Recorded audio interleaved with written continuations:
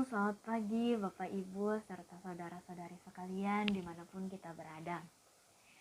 Kita bersyukur pada pagi hari ini kita masih diberi kesempatan untuk dapat merasakan berkat dan penyertaan Tuhan dalam kehidupan kita. Kita bersyukur kita boleh berjumpa dalam renungan harian Toraja Rabu 4 Mei 2022. Pagi hari ini kita akan membaca firman Tuhan dari Lukas pasal 5 ayatnya yang pertama sampai yang ke-11.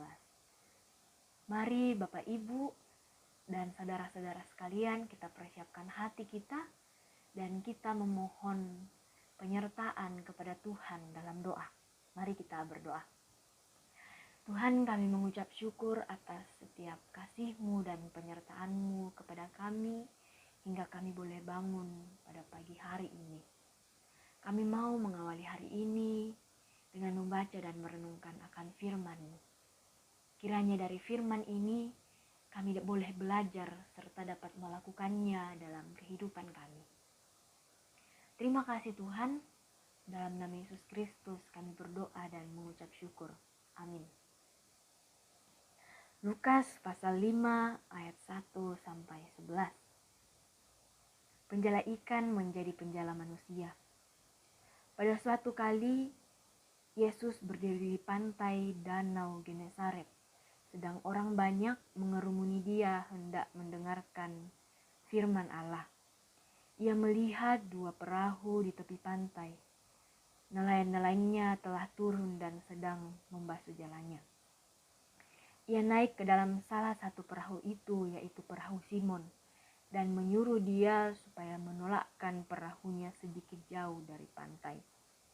Lalu ia duduk dan mengajar orang banyak dari atas perahu. Setelah selesai berbicara, ia berkata kepada Simon, "Bertolaklah ke tempat yang dalam dan tebarkanlah jalamu untuk menangkap ikan." Simon menjawab, "Guru, telah sepanjang malam kami bekerja keras dan kami tidak menangkap apa-apa. Tetapi karena Engkau menyuruhnya, aku akan menebarkan jala juga." Dan setelah mereka melakukannya, mereka menangkap sejumlah besar ikan, sehingga jala mereka mulai koyak. Lalu mereka memberi isyarat kepada teman-temannya di perahu yang lain, supaya mereka datang membantunya. Dan mereka itu datang. Lalu mereka bersama-sama mengisi kedua perahu itu dengan ikan, hingga hampir tenggelam. Ketika Simon Petrus melihat hal itu, ia pun tersungkur di depan Yesus dan berkata, "Tuhan, pergilah daripadaku, karena aku ini seorang berdosa." Sebab ia dan semua orang yang bersama-sama dengan dia takjub oleh karena banyaknya ikan yang mereka tangkap. Demikian juga Yakobus dan Yohanes, anak-anak Zebedeus, yang menjadi teman Simon. Kata Yesus kepada Simon, "Jangan takut, mulai dari sekarang engkau akan menjala manusia." Dan sesudah mereka menghela perahu-perahunya ke darat, mereka pun meninggalkan segala sesuatu lalu mengikut Yesus. Amin. Engkau yang mengatakannya, kadami tukuturu. Ada ungkapan orang Toraja yang mengatakan, "Akenna oni sisak, batu oninna olo-olo, susi manuk-manuk, ma'din ditimbang-timbang diperangi. Ma'ondongan naraka kekada pak pakilalan na misa ulu lotong batu tolino nalatang diperangi." Pagi itu, Petrus dan kawan-kawan tidak mendapat ikan seperti biasanya. Kita dapat lihat dalam ayat 5a. Yesus memanfaatkan kesempatan untuk mengajar para nelayan yang sedang dirundung masalah. Mereka dirundung kekecewaan karena sedang apes, tidak mendapatkan ikan sepanjang malam. Kelihatannya Petrus setengah hati mengikuti kata-kata Yesus. Ia segan, tetapi disuruh guru dalam ayatnya yang kelima. Nampaknya ia terpaksa saja membuang jalannya. Petrus berkata, "Karena Engkau yang menyuruh, maka aku membuang jala sekali lagi." Hasilnya tak terduga dan Petrus menyebut Yesus sebagai Tuhan dalam ayatnya yang ke-8. Bahkan dalam ayat yang 10 sampai 11, ia rela menjadi muridnya.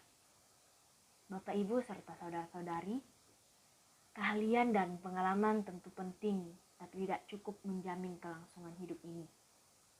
Mengembangkan diri semaksimal mungkin melalui pendidikan dan asah keterampilan sangat perlu dilakukan. Namun harus dibarengi dan diseimbangkan dengan mendengarkan apa kata Yesus bagi hidup ini. Kita semua berpacu dengan waktu, berlomba dan bersaing merebut kesempatan-kesempatan yang ada. Waktu sangat cepat berlalu dan tidak cukup lagi untuk berkarya dan memenuhi kebutuhan hidup. Sehingga tidak ada waktu dan kesempatan mendengar dan merenungkan apa sesungguhnya rencana Tuhan bagi hidup ini. Bapak Ibu serta saudara-saudara sekalian, Allah sudah merancangkan jalan hidup kita.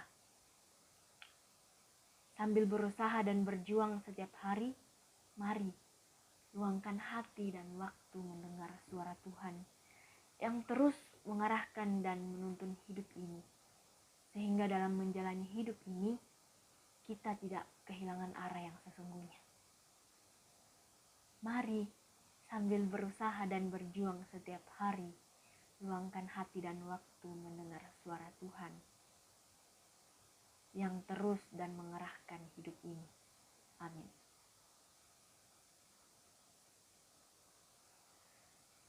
Mari kita berdoa. Terima kasih Tuhan atas firman-Mu hari ini yang mengajarkan kami untuk selalu merenungkan setiap saat akan rencana Tuhan dalam kehidupan kami. Kami percaya bahwa Engkau Allah yang sudah merancangkan jalan hidup kami. Oleh karena itu, tolong mampukan kami ya Tuhan, untuk terus berusaha dan berjuang. Setiap saat memberi hati, memberi diri, dan waktu kami